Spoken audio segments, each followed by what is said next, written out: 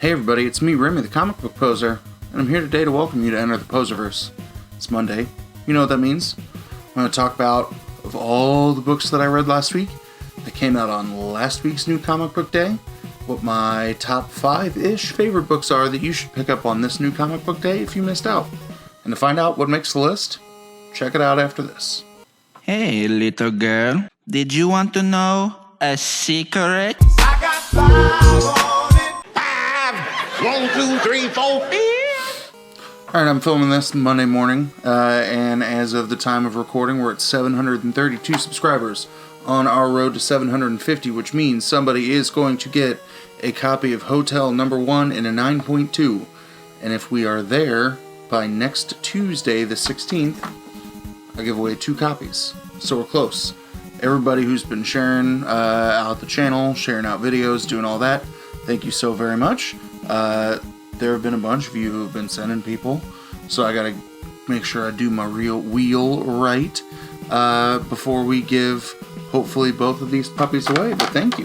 Last week was a pretty good week in comics that there was maybe only one book that I read that wasn't entirely for me, so I'm pretty happy with everything that I read.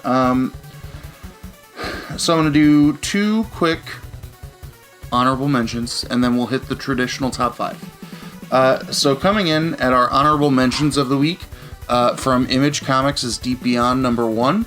This was okay. I'm intrigued by this pandemic, by the notion that there are terrorists, the defeatists, the somethings.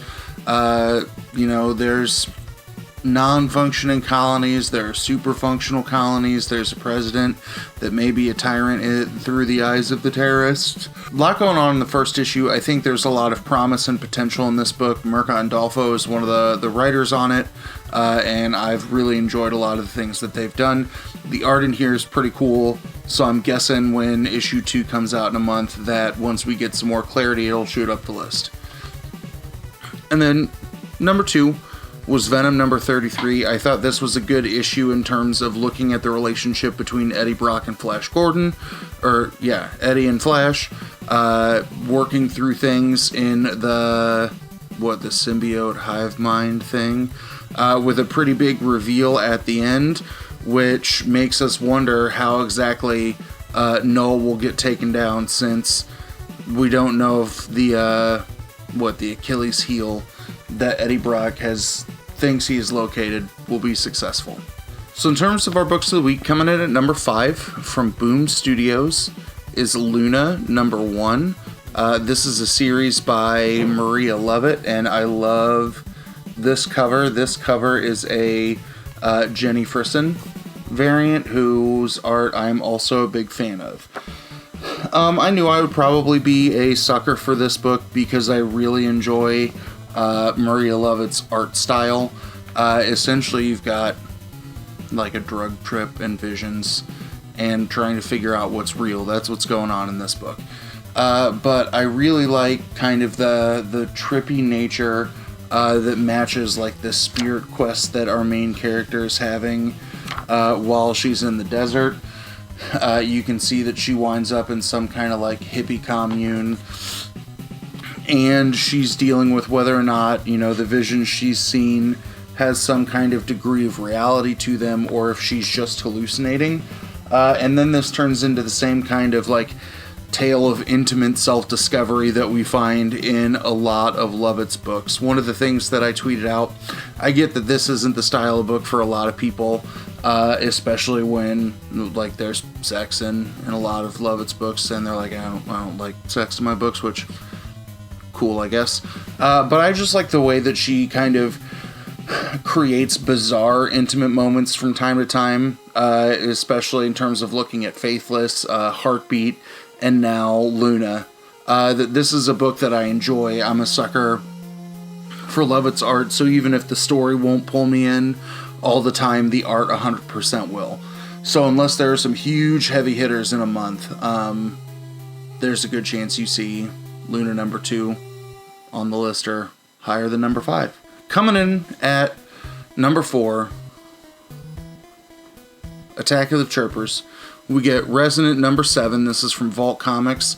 It's written by David Andre, and the art is by Skylar Partridge. You got Jason Wardle and Duran Bennett on colors and letters. This is essentially the setup that we get for book 6, right? We know that the father is coming back from the island where he was kind of held captive to learn how to control himself versus the wave. The brother was headed back to the cabin after fleeing the preacher and wanting to warn his handicapped sibling and his sibling who is, and bedridden, that people are, the pastor and friends are about to descend on the house. So we get kind of a couple of different really cool kind of emotional moments. So we get the moments at the cabin where we see Ty, Beck, and Steph together looking at, kind of their reunion, thinking that they had lost Ty when he goes out into the woods, and then he has to reveal his little secret to his sister. We also get the voyage home on the ship of Paxton, Claire, and Mickey, that while they have, escaped the clutches of Honcho, that, rough seas is not the only thing that may be threatening them. And then, I did kind of, my only criticism of issue 6 was we didn't have a big chirper moment, and oh boy, the chirpers are back in spades in this one, and oh, it's real good. I liked it a lot. This book is crushing it. If you're not reading Resonant, read Resonant. Coming in at number 3 from Mad Cave Studios is They Fell from the Sky. Number 1, this is by Lizelle Buenaventura.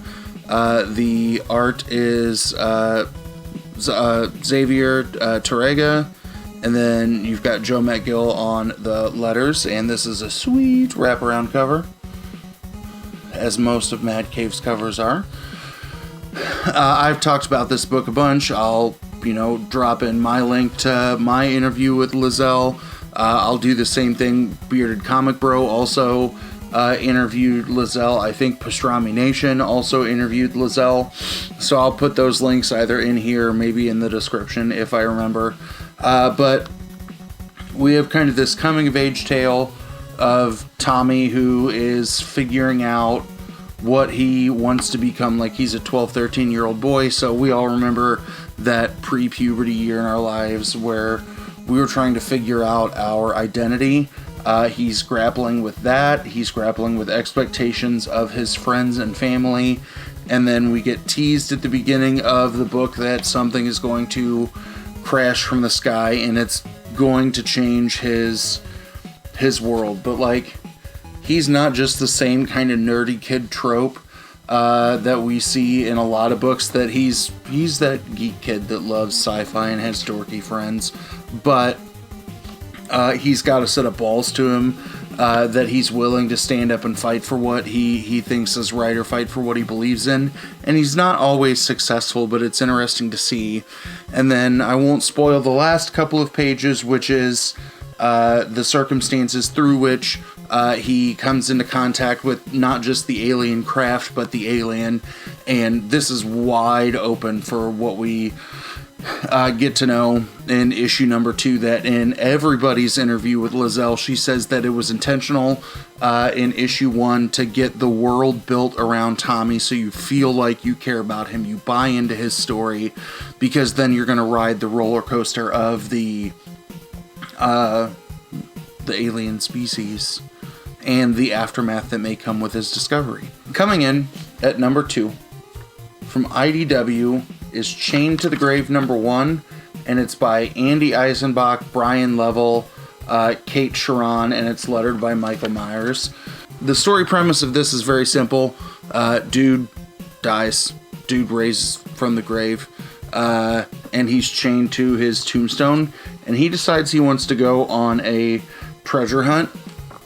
But this book, for me, really is killing it from the art perspective, that I think the artist and the colorist do kind of a beautiful job bringing you into this world, that there's this good kind of trippy nature of what's going on to me, that I just like the use of all kinds of different ranges of colors. I like the way that you've got some like normal presenting humans drawn, then you've got other folks who may be some kind of zombie, some kind of coming from the grave.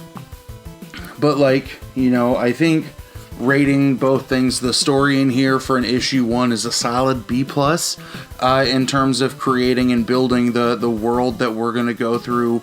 But the art is beyond an A+ to me, that I just have not seen very much like it, both in use of number of types of beings or entities in an issue, but then the color palette is just, it's a wild trip. That this was a book that I read towards the end of the week, and it was an excellent palette cleanse, because it just stood out because it was so different this week, but it's so good. So coming in at number 1, whoosh, Maniac of New York from Aftershock Comics. It is written by Elliot Kalan. It is it's drawn and colored by Andrea Moody, and then we got Taylor Esposito from Ghost Cliff Studios on the letters. So the clear illusion that you get here on like the second page of the book is like Friday the 13th, what is it, 6, 7, or 8, when Jason takes Manhattan, that you have a masked maniac who attacks the New York City on New Year's Eve 2016, and has just kind of been running free reign ever since, that nobody seems to give a huge fuck about wanting to stop him.